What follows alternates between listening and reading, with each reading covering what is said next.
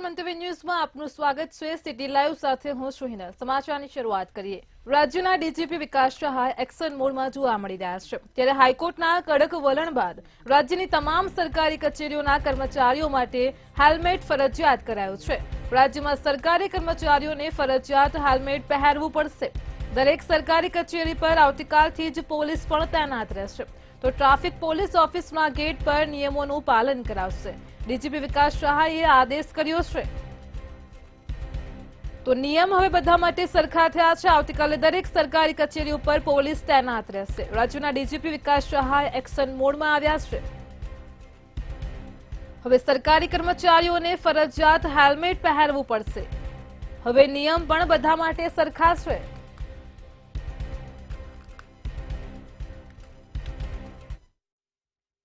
જે પ્રમાણે રાજ્યની અંદર દિવસે ને દિવસે અકસ્માતોની સંખ્યા વધી રહી છે, તેને લઈને જે અલગ અલગ પ્રકારે લોકો કાયદાનું પાલન કરે તે માટેનો પ્રયાસ છે તે પોલીસ દ્વારા કરવામાં આવી રહ્યો છે।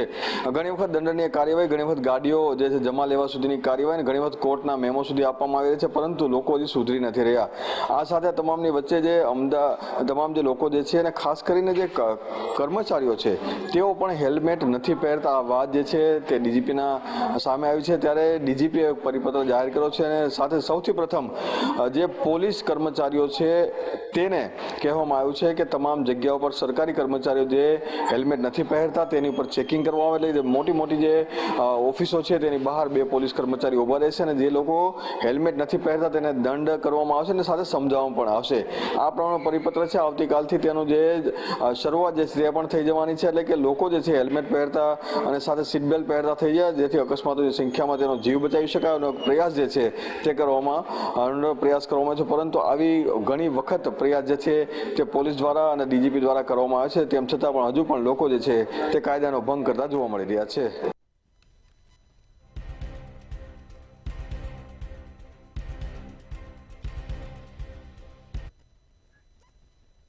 સમગ્ર ગુજરાતભરમાંથી આજથી જ આરટીઓ ઇન્સ્પેક્ટર હડતાળ પર ઉતર્યા છે।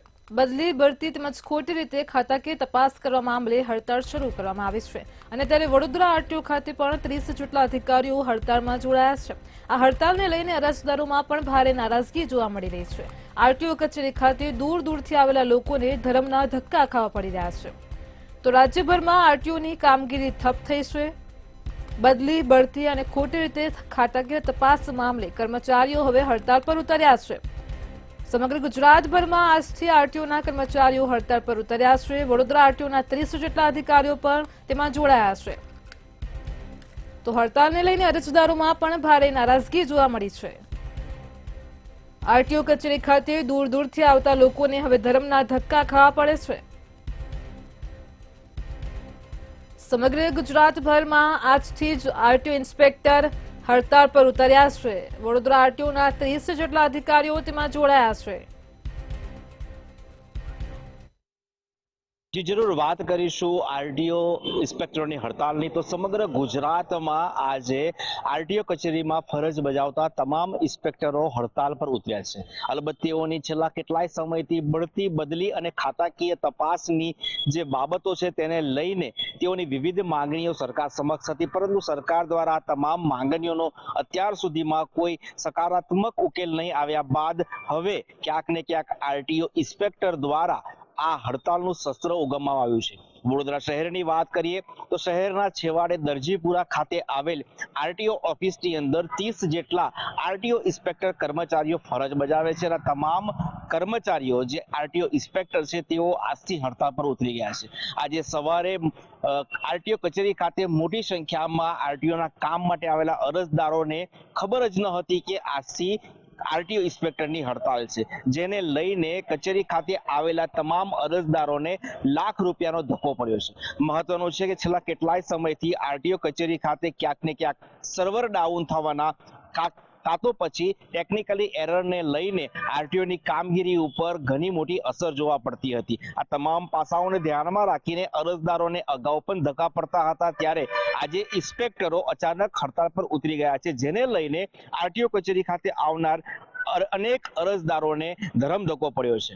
દૂર દૂરથી ગામડામાંથી પોતાના આરટીઓના કામ માટે કચેરી આવનાર અરજદારો ઇન્સ્પેક્ટરોની હડતાલને લઈને નારાજ પણ થયા હતા. તો બીજી તરફ ઇન્સ્પેક્ટર જે હડતાલ પર ઉતર્યા છે તેઓનું કહેવું છે કે કેટલાય સમયથી સરકાર સમક્ષ અમારી જે માંગણીઓ છે એ માંગણીઓનો કોઈ ઉકેલ ના આવતા અમારે હડતાલનું જે શસ્ત્ર છે એ ઉગામવું પડ્યું છે. હવે જોવાનું એ રહેશે કે સરકાર આ હડતાલની સામે ઇન્સ્પેક્ટરોની જે માંગ છે એ માંગને કેટલા સમયમાં સંતોષે છે અને આ તમામ ઇન્સ્પેક્ટરો પુનઃ પોતાની ફરજ પર ક્યારે અને કેટલા સમયમાં જોડાશે એ તો આવનારો સમય જ બતાવશે. સમગ્ર ગુજરાતભરમાં આજથી આરટીઓ ઇન્સ્પેક્ટર હડતાલ પર ઉતર્યા છે. વડોદરા આરટીઓના 30 જેટલા અધિકારીઓ પણ તેમાં જોડાયા છે. બદલી બઢતી ખોટી રીતે ખતકે તપાસ મામલે હડતાલ કરવામાં આવી રહી છે. આ હડતાલને લઈને અરજદારોમાં પણ ભારે નારાજગી જોવા મળી રહી છે. આરટીઓ કચેરી ખાતે દૂર દૂરથી આવેલા લોકોને હવે ધર્મના ધક્કા ખાવા પડી રહ્યા છે. તો સમાચાર સામે આવ્યા છે કે સમગ્ર ગુજરાતભરમાંથી આજથી આરટીઓ ઇન્સ્પેક્ટર હડતાલ પર ઉતર્યા છે. રાજ્યભરમાં આરટીઓની કામગીરી ઠપ થઈ છે.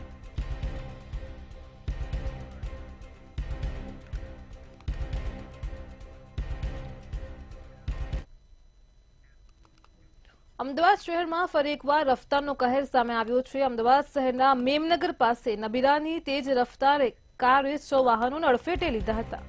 ચિંતન પરીખ નામના કાર ચાલક યુવાને અકસ્માત સર્જ્યો હતો. 2 રાહદારી, 3 ટુ વ્હીલર અને 3 કારને જોરદાર ટક્કર મારી હતી.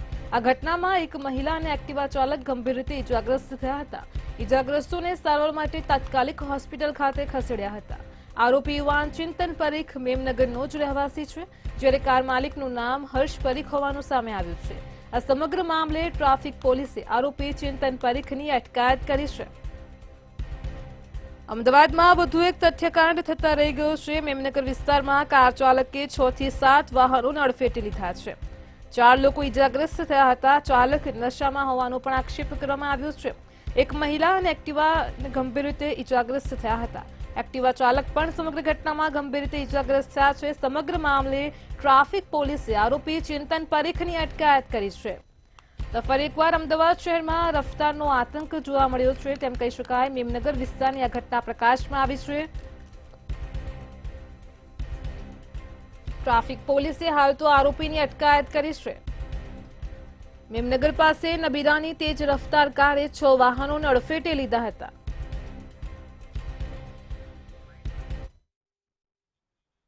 અમદાવાદમાં ફરી એક વખત તથ્યકાંડ થતા રહી ગયો છે. આજે વહેલી સવારે મેમનગર પાસે જે એક ચિંતન પરીખ નામના કાર ચાલકે બેફામ રીતે કાર હંકારીને 6 થી 7 જેટલી ગાડીઓને અડફેટે લીધી હતી અને જેમાં 4 થી 5 લોકો ઇજાગ્રસ્ત પણ થયા હતા. ત્યારે આસપાસ રહેલા લોકો દ્વારા આ ડ્રાઈવરને પકડીને પોલીસ હવાલે તો કરવામાં આવ્યો છે, પરંતુ પોલીસ દ્વારા હવે આ વાહન ચાલક નશાની હાલતમાં હતો કે કેમ તે ચકાસવામાં આવશે અને જે ઇજાગ્રસ્તો છે તેમને અસારવા સિવિલ હોસ્પિટલ ખાતે પણ ખસેડવામાં આવ્યા છે. પરંતુ વારંવાર અમદાવાદ શહેરના રસ્તાઓ જાણે કે રેસિંગ ટ્રેક બની ગયા હોય તે પ્રકારે જે વાહન ચાલકો છે તે પોતાની ગાડીઓ ચલાવતા હોય છે અને જેમાં કેટલાક લોકોને કેટલીય વખત જે પોતાનો જીવ પણ ગુમાવવાનો વારો આવતો હોય છે. અમદાવાદમાં તથ્ય અકસ્માત થયો હતો અને જેમાં પણ જે 8 થી 9 લોકોએ પોતાનો જીવ ગુમાવ્યો હતો એ પછી પણ પોલીસ દ્વારા કોઈ પણ પ્રકારના કડકાઈથી કાયદાનું પાલન કરાવવામાં નથી આવતું અને જેના જ કારણે જે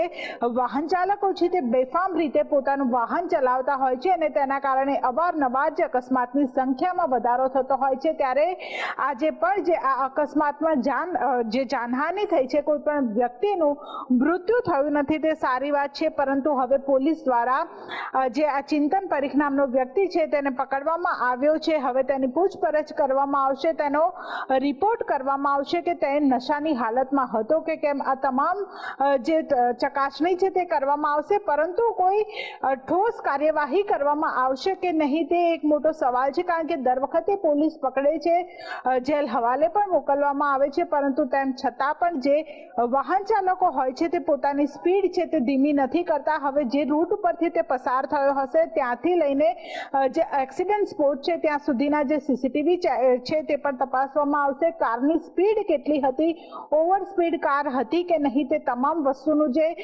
ચેકિંગ છે તે કરવામાં આવશે. પરંતુ જે ઇજાગ્રસ્તો છે તેમને અસારવા સિવિલ ખાતે ખસેડવામાં આવ્યા છે અને જે આ એક્સિડન્ટ કરનાર કરનાર જે ચિંતન પરીખ છે તે હાલ પોલીસ પકડમાં છે અને આ તમામ વિશે જે પોલીસ છે તે આગળની કાર્યવાહી કરી રહી છે, તપાસ કરી રહી છે અને હવે આગામી સમયમાં ખબર પડશે કે તે પીધેલો કે નહીં. ઉલ્લેખનીય છે કે અમદાવાદ શહેરમાં રફતારનો કહેર અટકવાનું નામ નથી લઈ રહ્યો. અમદાવાદ શહેરના મેમનગર વિસ્તારમાં આજે સવારે જ આ ગોઝારો અકસ્માત સર્જાયો હતો. કાર ચાલક નશાની હાલતમાં હોવાનો લોકોએ આક્ષેપ કર્યો છે. સમગ્ર મામલે વધુ તપાસ હાથ ધરવામાં આવી છે. કાર ચાલકને ઝડપીને પોલીસે વધુ તપાસ શરૂ કરી છે.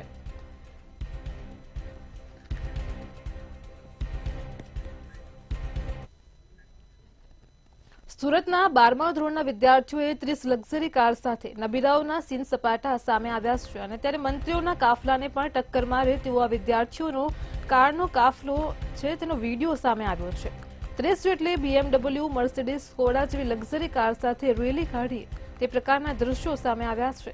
વિદ્યાર્થીઓના સ્ટન્ટથી સુરત પોલીસ પણ અજાણ હોય તે પ્રકારનો ઘાટ સર્જાયો હતો અને ત્યારે ડીસીપી ટ્રાફિક દ્વારા વિદ્યાર્થીઓની તપાસ કરવા માટે આદેશ આપ્યા છે. સુરતથી આ વિડીયો સામે આવ્યો છે જે સુરતથી સમાચાર મળ્યા છે. મંત્રીઓના કાફલાને ટક્કર મારે તેવો વિદ્યાર્થીઓની કારનો કાફલો જોવા મળ્યો હતો, જેમાં 30 જેટલી BMW, મર્સિડીઝ, સ્કોડા જેવી લક્ઝરી કારનો કાફલો સામે આવ્યો હતો.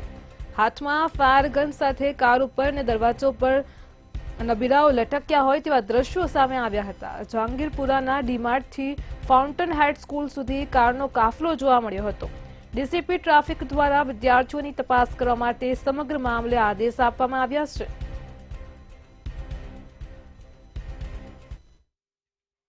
મંત્રીઓના પણ ના હોય એવા કાફલા સુરતના રસ્તાઓ પર દોડતા જોવા મળ્યા હતા, પરંતુ આ કાફલો કોઈ મંત્રી કે કોઈ નેતાનો નહીં હતો વિદ્યાર્થીઓનો. સુરતના ઓલપાડ તાલુકા ખાતે આવેલા કુકરી ગામ ખાતે આવેલી જે ફાઉન્ટન હેડ સ્કૂલ છે, આ ફાઉન્ટન હેડ સ્કૂલના ધોરણ 12 ના વિદ્યાર્થીઓ દ્વારા લક્ઝરિયસ કારની એક વિશાળ રેલી કાઢવામાં આવી હતી. એટલું જ નહીં, મર્સિડીઝ, સ્કોડા, BMW આ તમામ લક્ઝરિયસ કારની રેલી કાઢીને સ્ટન્ટબાજી કરાવવામાં આવી હતી.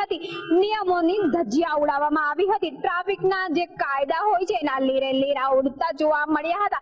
સમગ્ર જે વિડીયો છે આ રેલીનો સોશિયલ મીડિયામાં વાયરલ થયો હતો. આ વિડીયો વાયરલ થયા બાદ ટ્રાફિક પોલીસને જાણ થઈ હતી, જે બાદ ટ્રાફિક પોલીસ દ્વારા તપાસના આદેશ આપી દેવામાં આવ્યા હતા. સુરતના જહાંગીરપુરા પોલીસ સ્ટેશન ખાતે આ તપાસ આપવામાં આવી હતી. ધોરણ 12 ના વિદ્યાર્થીઓ દ્વારા આ રીતે લક્ઝરિયસ કારની રેલી કાઢતી હોવાનો વિડીયો સામે આવતા જહાંગીરપુરા પોલીસે કારના માલિકોને બોલાવ્યા હતા. આરટીઓ દ્વારા તેના નંબરની તપાસ કરવામાં આવી હતી. આ વિદ્યાર્થીઓ દ્વારા જે સ્ટન્ટ કરવામાં આવ્યા છે આ સ્ટન્ટની તપાસ કરવામાં આવી હતી. સમગ્ર મામલે ડીસીપી જે અમિતા વાનાણી દ્વારા તપાસના આદેશ આપીને જે આખી તપાસ છે જહાંગીરપુરાને સોંપવામાં આવી હતી. જહાંગીરપુરા પોલીસ સ્ટેશન ખાતેથી આ તમામ કારના માલિકોને બોલાવવામાં આવ્યા હતા. એટલું જ નહીં, વાલીઓને પણ બોલાવવામાં આવ્યા હતા અને સમગ્ર ઘટના શું હતી તેની તપાસ કરાતા આ વિદ્યાર્થીઓની ફેરવેલ પાર્ટી હોવાનું જાણવા મળ્યું હતું, જ્યાં સીન સપાટા કરતા સ્ટન્ટબાજી કરતા આ વિદ્યાર્થીઓ પહોંચ્યા હતા. પરંતુ લક્ઝરિયસ કાર લઈને તેમાં સ્ટન્ટ કરતા વિદ્યાર્થીઓ સોશિયલ મીડિયામાં વિડીયો દ્વારા જ્યારે વાયરલ થયા ત્યારે સુરત પોલીસ દ્વારા ખરેખર જો કાયદાનું ભંગ કર્યું હશે તો કાર્યવાહી કરવામાં આવશે, જેવું સ્પષ્ટ અમિતા વાનાણી ડીસીપી ટ્રાફિક દ્વારા કહેવામાં આવ્યું છે. સુરતમાં 30 લક્ઝરી કાર સાથે સ્કૂલ વિદ્યાર્થીઓના સીન સપાટા જોવા મળ્યા છે. મંત્રીનો પણ ન હોય તેવો કાફલો રસ્તાઓ પર કાઢનારની તમામ કારની નંબરોની વિગતો પોલીસે મંગાવી છે. સમગ્ર મામલે ડીસીપીએ જણાવ્યું છે કે કડક કાર્યવાહી કરીશું. તો લક્ઝરી કાર લઈને વિદ્યાર્થીઓ ફેરવેલમાં પહોંચ્યા હતા. નિયમોનું ઉલ્લંઘન કરનારાઓ વિરુદ્ધ પણ કડક કાર્યવાહી કરાશે તેવું ડીસીપીએ જણાવ્યું છે.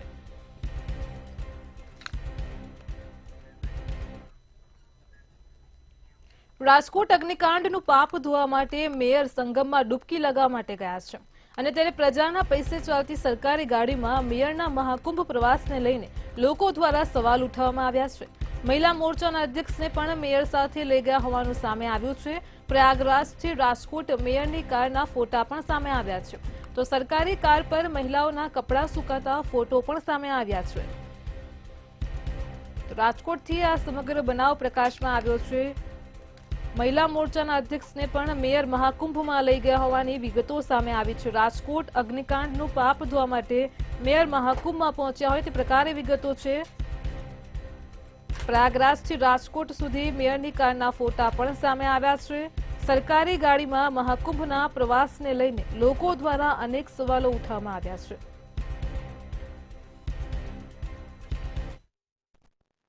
રાજકોટના મેયર નૈનાબેન પેઢડિયા મહાકુંભના સ્નાન કરવા માટે પ્રયાગરાજ પહોંચ્યા છે, ત્યારે આને જ લઈને હાલ અત્યારે વિવાદ સર્જાયો છે. ખાસ તો સરકારી ગાડી લઈને તેઓ મહાકુંભ પહોંચ્યા છે, ત્યારે ચોક્કસથી આને જ લઈને પ્રજા અને વિપક્ષ છે તે સવાલો પૂછી રહ્યા છે. ખાસ કઈ રીતે તેઓ સરકારી ગાડી લઈને મહાકુંભ જઈ શકે, આ જ સવાલોને લઈને ક્યાંક ને ક્યાંક રાજકોટ મહાનગરપાલિકાના સ્ટેન્ડિંગ કમિટીના ચેરમેન જયમીન ઠાકરે નિવેદન આપ્યું કે જે મેયર છે નૈનાબેન પેઢડિયા તેઓ મંજૂરી સાથે સરકારી ગાડી લઈને તેઓ પ્રયાગરાજ પહોંચ્યા છે, ત્યારે ખાસ તેઓ ₹2 દીઠ તેઓને ચૂકવવાના રહેશે. એટલે કે જ્યારે કોઈ જે પદાધિકારી છે તે બહારગામ જાય ત્યારે ₹2 દીઠ તેઓને ચૂકવવાના રહે છે. જે ગાડીનું જે ભાડું છે તે જ રીતે કહી શકાય કે 10 વર્ષથી જે આ ભાડું છે તે ₹2 હોવાના કારણે હાલ વિપક્ષ છે તે ક્યાંક અનેક સવાલો પૂછી રહ્યા છે. કહી શકાય કે હવે આજે આગામી સમયમાં જે ભાડું છે એટલે કે ₹2 દીઠ જે ભાડું જે મેયરને ભરવાનું રહે છે તે ક્યાંક ને ક્યાંક જે પદાધિકારીઓ માટેનું જે ફેસિલિટી વધારે ક્યાંક ને ક્યાંક હોય છે તે વધારવામાં આવશે, આવી પણ બાંહેધરી સ્ટેન્ડિંગ કમિટીના ચેરમેને આપી. ત્યારે ચોક્કસથી એક બાજુ જ્યાં મેયર પ્રયાગરાજના દર્શન કરવા ગયા છે, ત્યારે બીજી બાજુ વિપક્ષ દ્વારા એવું કટાક્ષ કરવામાં આવી રહ્યું છે. ટીઆરપીના પાપ ધોવા માટે ક્યાંક ને ક્યાંક મેયર છે તે પ્રયાગરાજ પહોંચ્યા છે. ત્યારે આ સમગ્ર મામલાની જો વાત કરવામાં આવે તો આ મામલામાં વિવાદ વકર્યો છે. એક બાજુ ભાજપના સત્તાધીશો અને બીજી બાજુ કોંગ્રેસના સત્તાધીશો આ મામલે આમને સામને છે. સરકારી કારમાં રાજકોટ મેયર પ્રયાગરાજ પહોંચતા સમગ્ર વિવાદ સામે આવ્યો છે. વિપક્ષ કહી રહ્યો છે કે પ્રજાના પૈસે પાપ ધોવા ગયા છે, જ્યારે તેની સામે સ્ટેન્ડિંગ ચેરમેનનું કહેવું છે કે નિયમ મુજબ કમિશનરની મંજૂરી લઈને જ ગયા છે. તો રાજકોટ અગ્નિકાંડનું પાપ ધોવા માટે મેયર સંગમમાં ડૂબકી લગાવવા ગયા હોવાનું સામે આવી રહ્યું છે. મહિલા મોરચાના અધ્યક્ષને પણ મેયર સાથે લઈ ગયા હોવાની પણ વિગતો છે.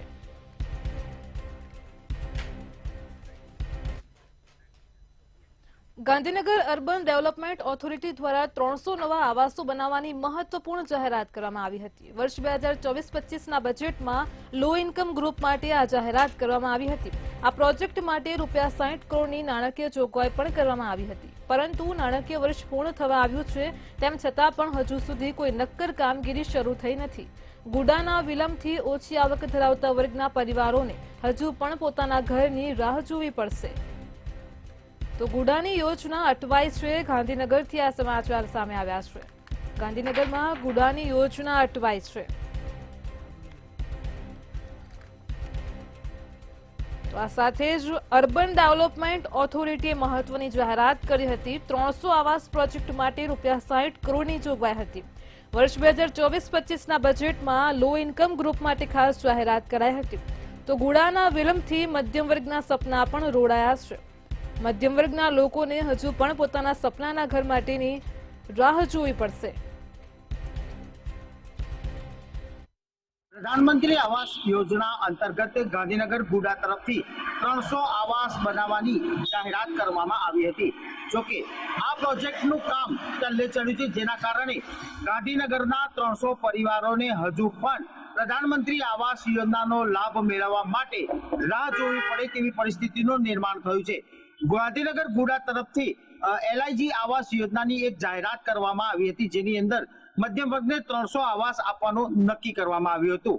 રાજ્ય સરકાર અને ગુડાએ આ પ્રોજેક્ટ માટે ₹60 કરોડની મંજૂરી પણ આપી દેવામાં આવી હતી. જોકે ઘરનું ઘર મેળવવા ઈચ્છતા મધ્યમ વર્ગના પરિવારોને હજુ પણ પોતાનું સ્વપ્ન સાકાર થવામાં સમય લાગે તેવી પરિસ્થિતિનું નિર્માણ થયું છે.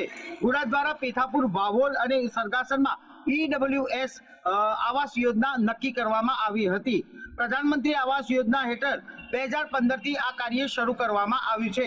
જોકે હજુ પણ મધ્યમ વર્ગના લોકોને આવાસ યોજના મળી શકે તેવા કંઈ પણ દેખાતું નથી, કેમ કે આ પ્રોજેક્ટ હજુ પણ ટલ્લે ચાલુ છે. તેના નિર્માણનું કામ અધૂરું રહ્યું હોવાના અહેવાલ સામે આવ્યા છે. 60 કરોડની નાણાકીય જોગવાઈ હોવા છતાંય વર્ષ પૂરું થયું છતાંય પણ આ પ્રોજેક્ટ ટલ્લે ચડ્યો છે. નાણાકીય વર્ષને બાદ કરીએ તો જે યોજના હતી એનું બજેટ પણ મંજૂર કરી દેવામાં આવ્યું છે.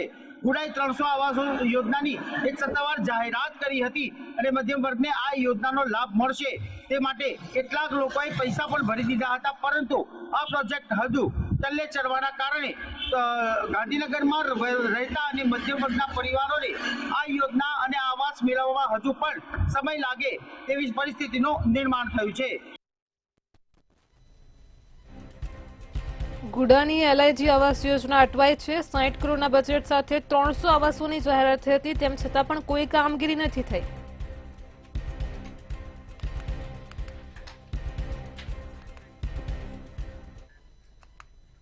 ગુજરાત માધ્યમિક અને ઉચ્ચતર માધ્યમિક શિક્ષણ બોર્ડની ધોરણ 10 અને ધોરણ 12ની સામાન્ય પ્રવાહ વિજ્ઞાન પ્રવાહની પરીક્ષા 27મી ફેબ્રુઆરીથી શરૂ થઈ રહી છે.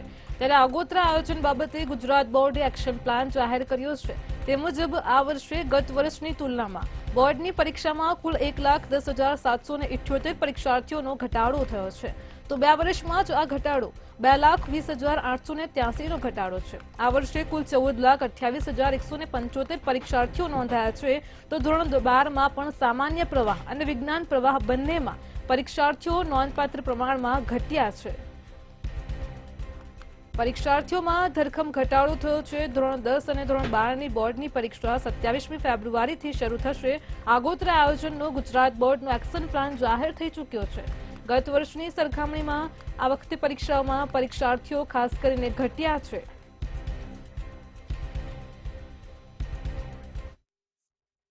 ચોક્કસ વાત કરું મેં ગુજરાતની અંદર હાલ જે બોર્ડની પરીક્ષા આગોતરા જે શરૂઆત થવાની છે ને 27 ફેબ્રુઆરીથી જે ધોરણ 10 અને 12ની પરીક્ષા છે તે તૈયારી થવાની છે ને હાલ જે પ્રમાણે વાત કરવામાં આવે તો વિદ્યાર્થીઓનો જે ધોરણ 10 અને ધોરણ 12ની અંદર જે છેલ્લા 2 વર્ષની અંદર 2 લાખથી વધુ વિદ્યાર્થીઓનો જે ઘટાડો નોંધાયો છે ને હાલ જેને લઈને જે બોર્ડની પરીક્ષા છે તેમની આગોતરી તૈયારી શરૂ કરવામાં આવી છે ને હાલ છેલ્લા 1 વર્ષની અંદર 85,000થી વધુ જે વિદ્યાર્થીઓ છે તે અલગ અલગ પ્રવાહની અંદર વેગ પકડી રહ્યા છે. હાલ જે 2 લાખથી વધુ ઘટાડો નોંધાતા જે ગુજરાત બોર્ડ દ્વારા આગામી કઈ રીતના તૈયારી કરવામાં આવશે તે પણ એક ઉલ્લેખનીય છે ને હાલ તમામ પ્રકારના જે આંકડા છે તે ગુજરાત બોર્ડ દ્વારા મેળવવામાં આવે છે.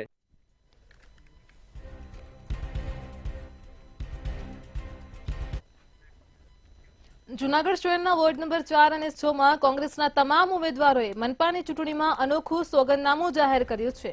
આ સોગંદનામામાં ઉમેદવારોએ લોકોને પ્રાથમિક સુવિધાઓ માટેની વધુ પ્રક્રિયા અંગે મદદ અને નિવારણ માટે પ્રયત્નશીલ રહેવાના વચન આપ્યા છે. ઉમેદવારો દ્વારા લોકોને સંકટની પરિસ્થિતિમાં સામનો કરવાના વચનો પણ આપવામાં આવ્યા છે. તેમણે જણાવ્યું છે કે જો કોઈ મતદાર ફરિયાદ કરતો હોય તો તેઓ તેમને લાક્ષણિક રીતે મદદરૂપ થવાનો પ્રયત્ન કરશે. આ ઉપરાંત જો મતદારો ફોન કરવામાં ન સફળ થાય અથવા તો અસફળ થાય તો પ્રતિક્રિયા માટે તેમના ફોન પર પાછા ફોન કરવાની ખાતરી પણ આપવામાં આવી છે.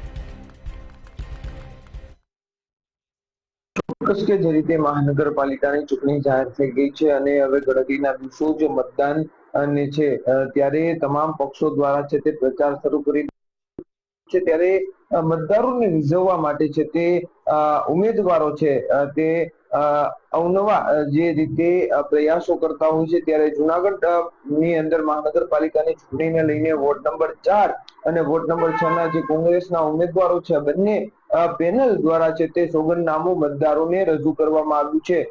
સોગંદનામાની અંદર છે તે ઉલ્લેખ કરવામાં આવ્યું છે કે કોઈ પણ પ્રશ્નો હોય કે કોઈ પણ સમસ્યા હોય લોકોની આ તમામ જે ઉમેદવારો છે તે ખડે પગે રહેશે અને ગમે ત્યારે લોકોની મદદ માટે ઉભા રહેશે અને 8 ઉમેદવારોના નંબર પણ છે કે આ સોગંદનામામાં રજૂ કરવામાં આવ્યા છે. આ સોગંદનામું જે વોર્ડ નંબર 4 અને વોર્ડ નંબર 6 ના સોસાયટી વાઇઝ છે તે લોકોને આપવામાં આવી રહ્યા છે. બીજી તરફ જે બંને આ જે વોર્ડ છે તેની અંદર કોંગ્રેસમાંથી માતા પુત્ર ઉમેદવારી કરી રહ્યા છે. ગત મહાનગરપાલિકાની ચૂંટણી 2019 ની અંદર પણ આ માતા પુત્ર છે તે વિજય બન્યા હતા બંને વોર્ડમાંથી અને છે તે કોર્પોરેટર તરીકે પણ રહી ચૂક્યા છે. ત્યારે ફરી મતદારોને રીઝવવા માટે છે તે આ પ્રયાસ છે કરવામાં આવી રહ્યો છે. આગામી 16 તારીખના રોજ મહાનગરપાલિકાની ચૂંટણીને લઈને મતદાન છે, ત્યારે આ બંને જે માતા પુત્ર છે કે જે કોર્પોરેટર ગત ટર્મમાં રહી ચૂક્યા છે તેની પેનલને વિજય બનાવવામાં આવે તે માટેના આ પ્રયાસો છે તે કરવામાં આવી રહ્યા છે. અને ભાજપ છે તે આ કામગીરી વોર્ડ નંબર 4 અને 6 માં કામગીરી માટે નિષ્ફળ રહી હોવાના પણ આક્ષેપો છે તે કરવામાં આવ્યા હતા.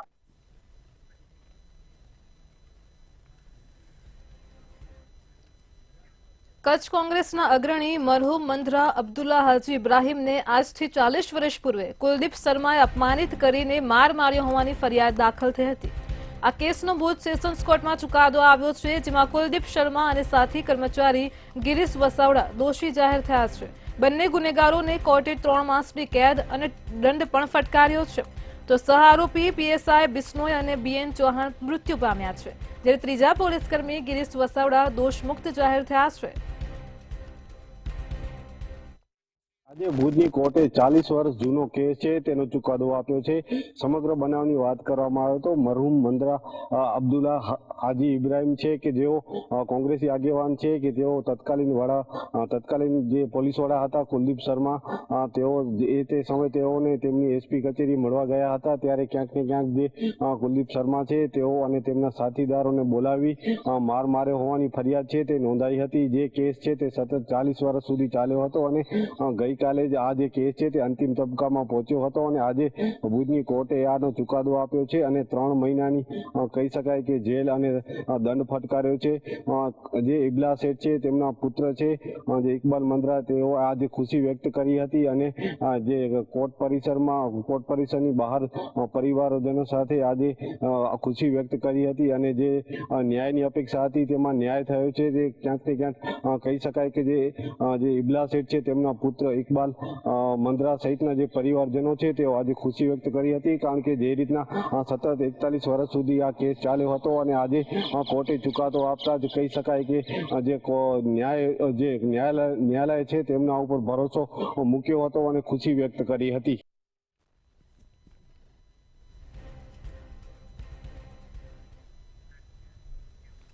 મહેસાણાના પરા વિસ્તારમાંથી ઝડપાયેલો શૂટર બિશ્નોઈ ગેંગને સાગીરત હોવાની આશંકા છે. પરા વિસ્તારમાં ભાડાના મકાનમાં રહેતા શૂટરને હરિયાણા પોલીસ શૂટરને ઉઠાવી ગઈ હતી. ઝડપાયેલ શૂટરને મહેસાણા લાવીને આરોપીનું રિકન્સ્ટ્રક્શન કર્યું હતું. બિશ્નોઈ ગેંગનો રાહુલ કટારિયા શૂટર હોવાની આશંકા સાથે પોલીસે વધુ કાર્યવાહી હાથ ધરી છે. મહેસાણા શહેરના પરા વિસ્તારમાંથી 5 દિવસ અગાઉ પોલીસની એક એજન્સી એક શંકાસ્પદ શખ્સને ઉઠાવીને લઈ ગઈ હતી અને મહેસાણા શહેર પોલીસ સહિતની પોલીસ અંધારામાં જ રહી હતી અને અન્ય રાજ્યની પોલીસ પરપ્રાંતીય શખ્સને ઉઠાવી ગઈ હતી. અને જો કે ગત રોજ એ શખ્સને લઈને હરિયાણા પોલીસ દ્વારા તપાસ અર્થે મહેસાણા પરા વિસ્તારમાં લઈને આવી હતી ને આ શખ્સ પરામાંથી સુરેખાબેન પટેલના નામના વિધવા મહિલાના ઘરમાં રહેતો હતો અને આ વિધવા મકાનમાં એક માસી ભાડે રહેતો હતો શખ્સ અને મનોજસિંહ નામ ધારણ કર્યું હતું અને તેને અને એમ્સ એક્ટના ગુનામાં નાસ્તો ફરતો શાર્પશૂટર હતો અને હરિયાણામાં આર્મ્સ એક્ટ ગુનામાં સંડોવાયેલો મનોજસિંહ ગેંગસ્ટર હોવાની સારો શાર્પશૂટર હતો તેવી શંકાસ્પદ છે. અને મહેસાણા શહેરમાં જે કહેવાય કે ભાડાના મકાનમાં રહેતો હતો મનોજસિંહ, જે નામ હતું તેને લઈને રવિ બિશ્નોઈ ગેંગ સાથે જોડાયેલો તેવું સામે આવ્યું, હાલમાં તો આવ્યું છે. અને મનોજસિંહ નામના ધારણ કરી મહેસાણા પરા વિસ્તારમાં જે 3જા માળ પર રહેતો હતો. તો બીજી તરફ મહેસાણા એ શહેર પોલીસ એ ડિવિઝન જે કહેવાય તે પડેલી નોંધમાં જે રાહુલ કટારિયા નામ નોંધાયું છે અને રવિ બિશ્નોઈ ગેંગ સાથે જોડાયેલો ગેંગસ્ટર અને શાર્પશૂટર મનોજસિંહ ઉર્ફે રાહુલ કટારિયાને લઈ હરિયાણા પોલીસે રિકન્સ્ટ્રક્શન કર્યું હતું.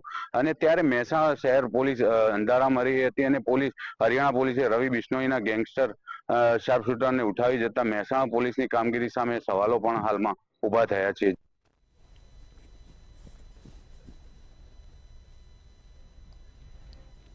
સિટી લાઈવમાં હાલ આટલું જ. પડે અપડેટ મેળવો માત્ર મંતવ્ય ન્યૂઝ પર. નમસ્કાર.